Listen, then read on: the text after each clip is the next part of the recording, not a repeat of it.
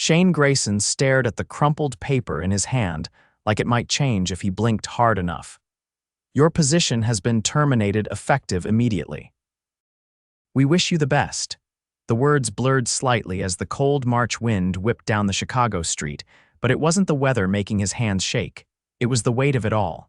Rent, groceries, tuition for his 5-year-old son's pre-K. He shoved the notice into his worn jacket pocket and glanced at the time on his cracked watch. 3:15. He had 45 minutes to pick up Theo from school, just enough time to not completely fall apart. Shane crossed the street, head down, heart sinking. He didn't see the woman until she nearly collided with him outside the corner coffee shop.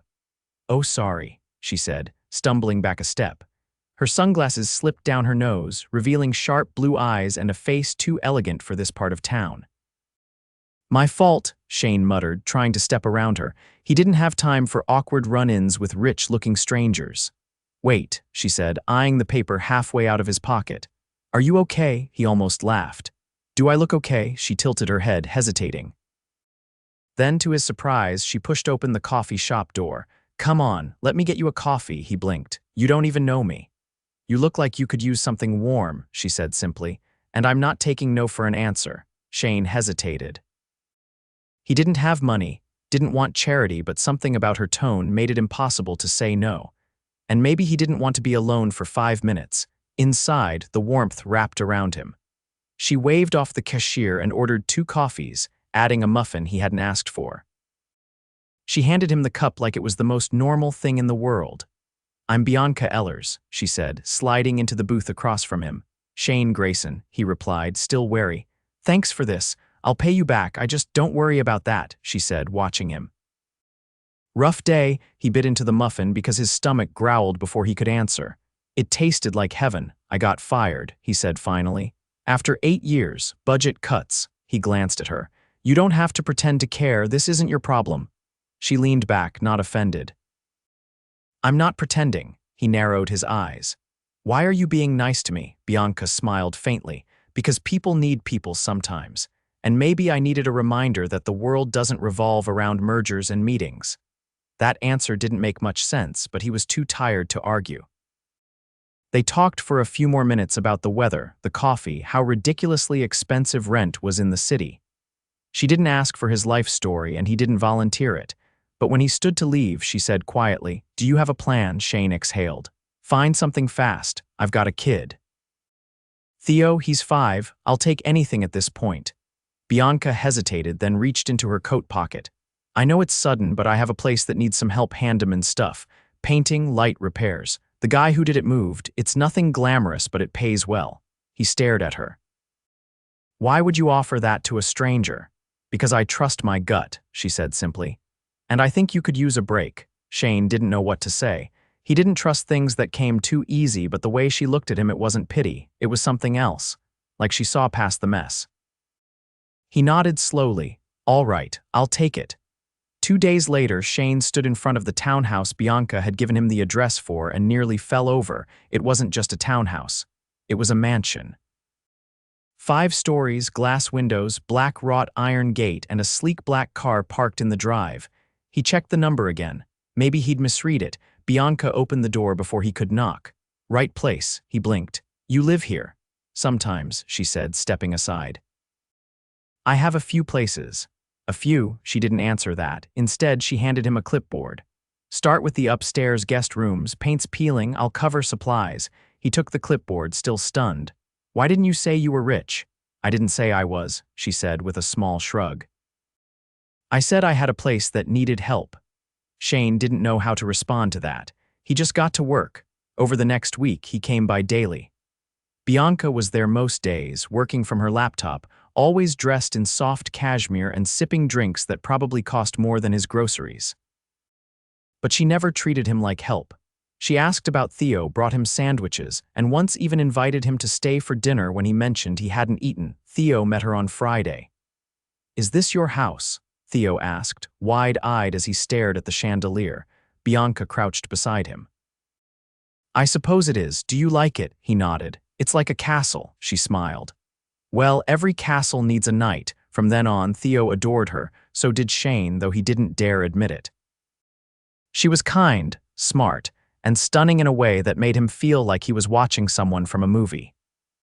She laughed at his dry jokes, rolled up her sleeves to help him patch a wall, and once brought him a new tool set because you looked like you were fighting that drill. He told himself not to fall. She was too far out of his world. But every time she looked at him like he wasn't broken, every time she asked about his day like it mattered, he sank deeper.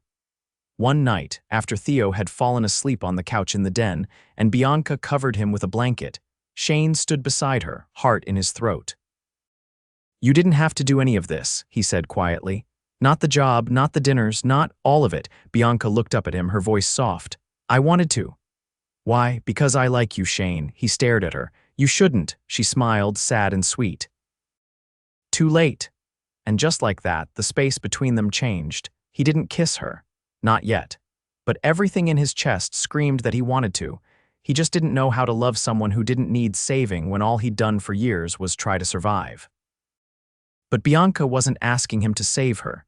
She was offering to stay. Bianca watched Shane from the bay window of the study, the final rays of afternoon light catching the edges of his dark hair as he repaired the molding along the upstairs hallway. His shoulders moved with practiced precision, his shirt clinging to the effort he put into every stroke of the brush, every turn of the screwdriver. He worked quietly, with a kind of intensity she only ever saw in boardrooms, except this wasn't about profit or power. It was about survival. And maybe something deeper he hadn't let her see yet. She stepped away when he looked up, not wanting him to catch her watching. That wasn't what this was about. At least, she kept telling herself that.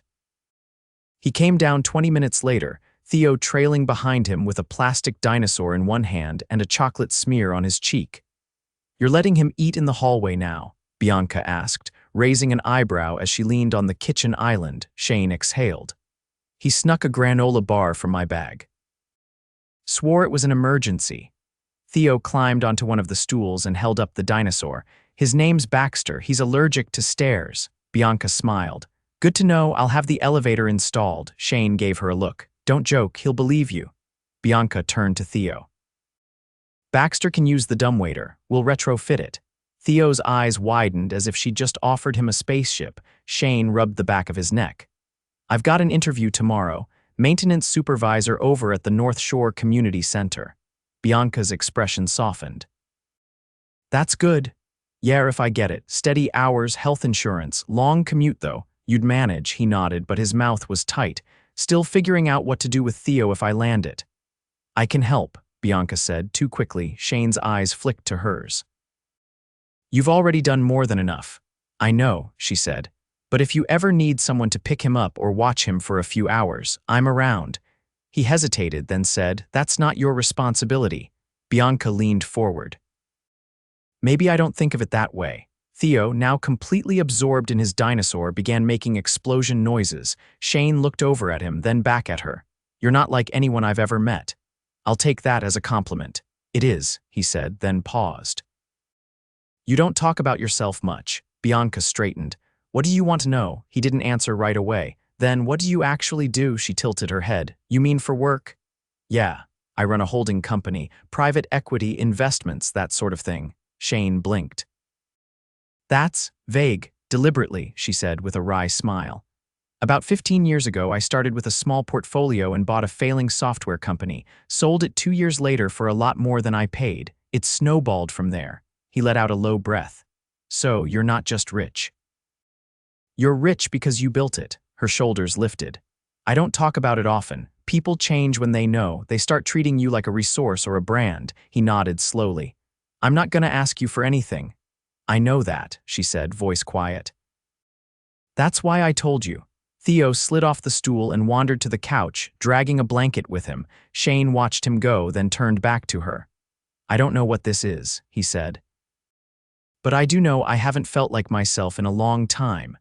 Bianca stepped around the island, stopping a breath away. "Who do you feel like when you're with me?" He didn't answer, but his fingers brushed hers in a way that made her heartbeat double. She looked up at him, and for a moment the air between them felt electric. Then the doorbell rang. Shane blinked and stepped back. Bianca frowned. I wasn't expecting anyone. She opened the door to a man in a charcoal suit and a Bluetooth earpiece. Miss Ellers, he said, not unkindly. You're needed downtown. The board meeting's been moved up. Now, she asked, glancing at the clock. Chairman's request. She sighed and turned to Shane. I'll have to go, he nodded. Of course. I'll be back late. Can you lock up? I've got it. She hesitated, then bent to kiss Theo's forehead before grabbing her coat. Don't stay too late. Shane watched her leave, the sound of her heels fading down the front steps.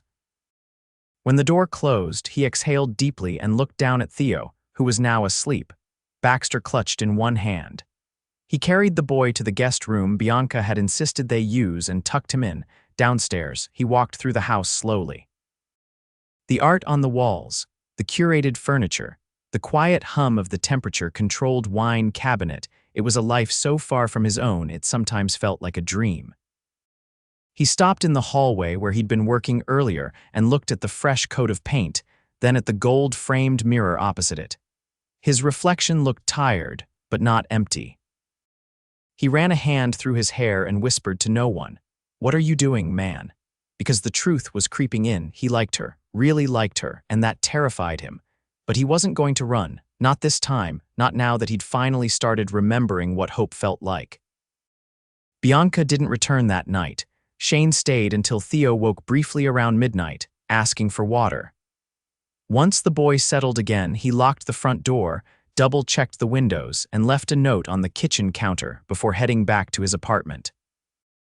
The interview the next morning was straightforward. The position wasn't glamorous, but it was steady.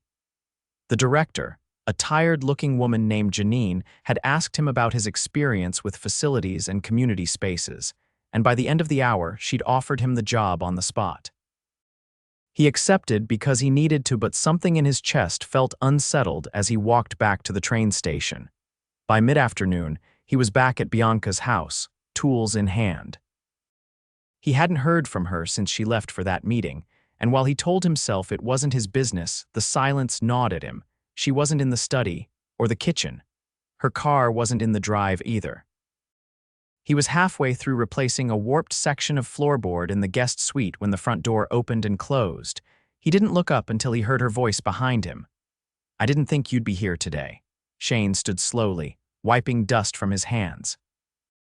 "I said I'd finish the repairs by the end of the week. Didn't want to leave things half done." Bianca walked further into the room. Her hair was still pinned from whatever formal thing she'd come from, and she wore heels that clicked lightly against the hardwood. "You got the job?" she asked. He nodded. "Starts Monday." "That's good," she said, but her tone lacked its usual warmth. He studied her face. "Something happened," she blinked. "What do you mean? You've been gone since yesterday evening, and you look like someone just told you your company burned down." Bianca crossed her arms, leaning against the doorframe. "I had dinner with my father last night." Shane waited, sensing that wasn't all. "He's the chairman of Ellers Holdings," she said. "Retired, supposedly, but he still pulls strings. And he found out about you." Shane's jaw tensed. "I didn't realize there was something to find out." Bianca shook her head. "He looked into you. Pulled records, employment history, even found the lease on your apartment. He does this anytime I get close to someone. He thinks I'm impulsive." Shane stepped back slightly. "So what? He thinks I'm some kind of con." "He thinks you're a liability," she said, voice tight. "He told me I should be more careful who I let into my life." A long silence fell between them. Shane finally said, "You didn't mention you had a family that monitored your personal life like a covert agency." "You didn't ask." He gave a dry laugh. "I didn't realize I had to." Bianca stepped forward. "I didn't bring you into this to make your life harder. I brought you in because I wanted to help, and because," she hesitated, then pushed through, "because I care about you." "That's the problem," Shane said quietly. "You care from a place I don't belong to." Bianca's eyes flashed. "Don't do that." "Do what? Paint this like I'm some untouchable figure on a pedestal. You think because I have money I can't feel things, that I don't know what it's like to lose something." He looked away. "I think we come from two different planets." "Maybe," she said, "but I still chose to be in this room." Shane exhaled, hand dragging through his hair. "I don't know how to make this work." "Try," she said, stepping closer. "Just try." He stared at her. "My life is messy." I'm still figuring out how to keep the lights on and get Theo to school on time. I don't have room for wine tastings and art auctions. I didn't ask you for that, she said. And I don't need someone with a trust fund. I need someone who'll show up, who'll be honest with me, who'll be there when it gets hard. He met her eyes. There was no pity there, only fire. It's not just about me, he said. There's Theo. I can't bring someone into his life unless I know they're staying. I know, she said. Shane stepped back, unsure. I need time, Bianca nodded. Take it. He picked up his tools, paused by the door. You really care about him? I do, she said. He's smart and funny and he trusts me. Shane swallowed hard. Then don't disappear again. I won't, she said. He left before he could say something he'd regret. Or worse, something he meant too much. That night he sat on the floor of his apartment while Theo played beside him with a set of worn wooden blocks. The boy looked up and said, Are we going back to the house with the gold bathroom? Not tonight, Shane said, managing a smile. Is she coming here? Shane hesitated. Maybe, someday. Theo stacked another block. I hope she does. She makes grilled cheese with the good cheese. Shane laughed under his breath, but his chest felt tight. He didn't know how to navigate this, whatever this was with Bianca, but he knew one thing. She had walked into his life with no agenda and stayed longer than anyone had the right to. And maybe, just maybe, he owed it to himself to stop assuming he didn't deserve it. The first snowfall came early that year, blanketing the city in a hush that muted even the usual chaos of the streets. Shane stood at the window of the community center, watching flakes swirl outside as kids laughed in the gym behind him. His shift had ended an hour ago, but he'd stayed to finish locking down the maintenance logs. Janine had tossed him a grateful look on her way out, and he hadn't mentioned that he had nowhere else to be just yet. Theo was with his neighbor, Mrs. Valdez, who adored him and insisted on keeping him for the evening so Shane could get some air that didn't smell like crayons. He hadn't argued. It gave him space to think, and that space kept circling back to Bianca. Since their last conversation, they hadn't seen each other. She'd respected his ask for time, but he could feel her absence like a missing piece in every quiet moment. And for the first time in years, he missed someone not because he'd lost them, but because he wanted to keep them. When he stepped outside, the city had turned silver under the weightless snow. His breath clouded in front of him as he walked toward the train station, boots crunching on the sidewalk. He didn't notice the sleek black car idling by the curb until the window rolled down. I thought you might still be here, Bianca said from the passenger seat. He stopped. I didn't expect you. I figured, she said, stepping out before the driver could come around. Care to walk with me? He hesitated, then nodded. She dismissed the car with a wave, pulling the collar of her coat tighter as they fell into step. They didn't speak for the first few blocks. The silence wasn't uncomfortable, just full of things that hadn't been said. How's Theo? She asked finally. Good. He's building a city out of cereal boxes right now, says it's going to have its own recycling plant. Bianca laughed, the sound soft, ambitious. He gets that from you. She glanced sideways. I've missed him. Shane stopped walking. And me, she turned to face him.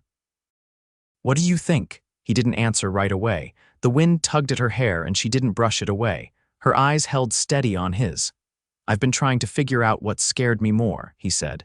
The idea that I didn't belong in your world. Or the possibility that maybe I did and I could lose it anyway. Bianca stepped closer. You don't have to earn your place, Shane. You already have it. He shook his head. You say that like it's easy. It's not, she said. But it's real. He searched her face, looking for doubt, for hesitation, and found none. I don't want Theo to get attached to someone who disappears. I'm not going anywhere, she said. But I understand if you need me to prove that. He reached into his coat pocket and pulled out a folded piece of paper. He made this for you. She opened it carefully. Inside was a stick figure drawing her, with what looked like a crown, holding hands with a much smaller figure labeled me. Above it, Theo had written in crooked letters, Bianca is my friend. Bianca pressed her lips together. He spelled my name like it sounds. He asked me how to spell it. I told him to go with his gut. She folded the paper neatly and tucked it into her coat. I'm keeping this forever. They started walking again, this time more slowly. I want to make something clear, Bianca said. I didn't fall for you because you needed help. I fell because you didn't ask for it. You kept standing even when everything was crumbling. He gave a small shake of his head. You don't want someone like me. I come with baggage. So do I, she said. I've spent most of my life trying to prove I wasn't just a last name or a balance sheet. You think I don't carry that every day? He stopped again. Then maybe we're both tired of carrying things alone. She looked up at him, snow catching in her lashes. Maybe it's time we carried each other. Shane reached for her hand. Her fingers were cold, but the grip was firm, certain. I want you to come meet my mom, he said. She's in assisted care out in Evanston. We visit her every Sunday. Theo's been dying to tell her about the castle lady. Bianca smiled. I'd love that, and after that, he paused. Maybe you come home with us for dinner. She gave a soft laugh. Only if I get to cook. He lifted one brow. You cook. Not well, she admitted, but I make a mean spaghetti. You're on. They kept walking hand in hand past shuttered storefronts and glowing snow-covered trees, not toward something distant but toward each other. 2 weeks later, Shane stood in the middle of his newly painted living room, watching Theo dance in circles with a paper crown on his head. Bianca was in the kitchen, balancing a pot in one hand and a wooden spoon in the other, her face flushed with laughter as she tried to keep the sauce from boiling over. The apartment smelled like garlic and warmth, like something whole. He crossed to her, took the spoon from her hand and kissed her. Not tentative, not uncertain, but solid, certain. I love you, he said without fear. She leaned into him. I know. And when they sat down to eat Theo between them, his plate overflowing, Shane realized it wasn't about what he'd lost. It was about what he'd found. A life not built from survival, but from choice and love. The kind that stayed.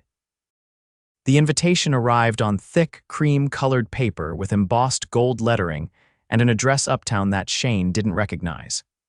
It was hand-delivered to the community center by a courier in a navy vest who insisted he sign for it. Shane opened the envelope slowly, not sure what to expect. Inside was a formal request for his presence at the Ellers Foundation Winter Gala, an annual charity event that, according to the printed note, celebrates the year's philanthropic achievements. At the bottom, in looping handwriting, was a personal addendum. Please come, I want you by my side. He turned the card over in his hand. It felt like the kind of thing that belonged in a different world, one he was starting to realize he might not have to keep at arm's length. When he got home that evening, Bianca was already there, sitting cross-legged on the floor while Theo showed her how to fold paper into what he declared was a spaceship for cheese. Is this what I think it is? Shane held up the card. She looked up, her expression open. It's a party. The one event each year I can't skip without causing a scandal. How many people? About 500, he raised an eyebrow. And you want me there? Bianca stood slowly, brushing off her jeans. I don't want to go unless you're with me, he exhaled, then nodded. Okay. But I'm going to need a suit that doesn't come from a clearance rack. I already took care of that, she said, reaching for a garment bag leaning innocently against the couch. Tailored, classic, midnight blue, he blinked. You had a suit made for me. Technically, I had two made. I couldn't decide which cut looked better on you. Shane opened the bag, fingers grazing the fabric. You know this is crazy, right? Bianca smiled softly.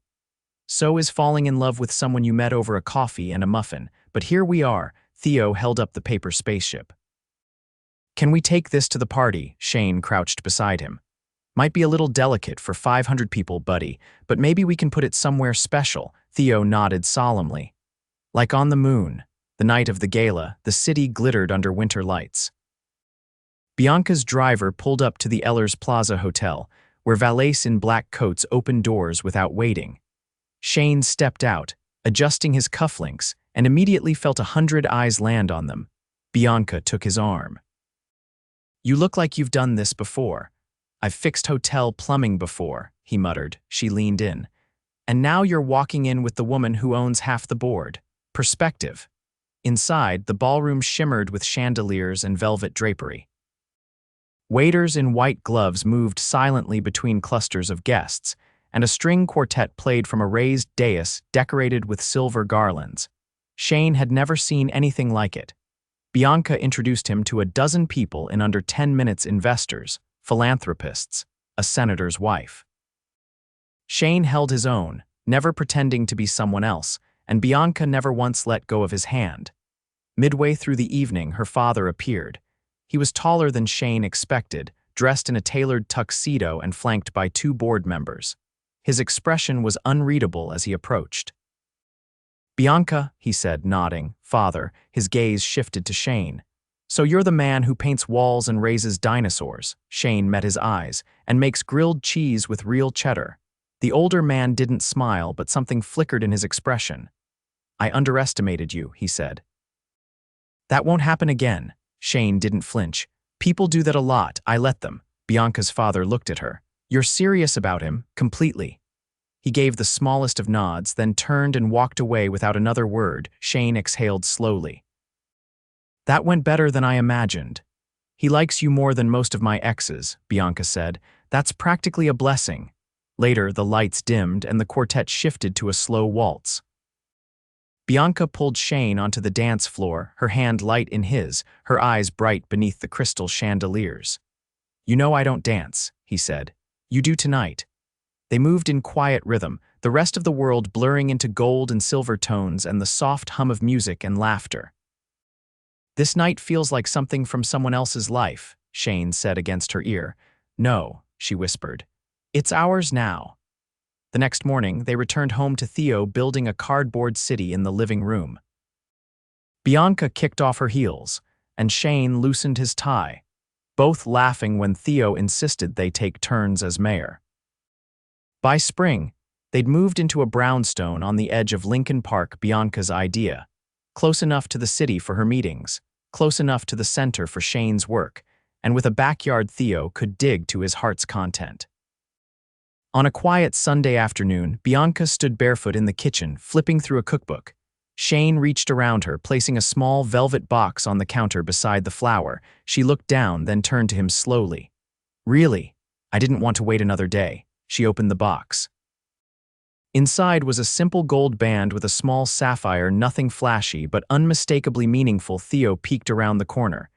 "Is that the ring you knew?" Bianca asked. "I helped pick it," he said proudly. "Blue like the spaceship." She laughed, tears in her eyes. "Yes."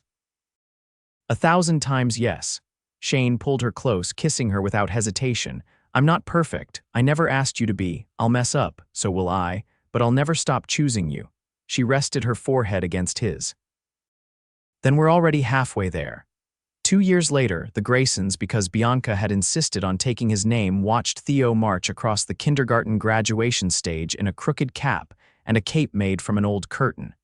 Bianca clapped the loudest. Shane filmed the whole thing, heart full. Love had found them in a coffee shop in a city too big to feel small, at a moment when neither of them had been looking, and it had stayed. Not because it was easy, but because it was real.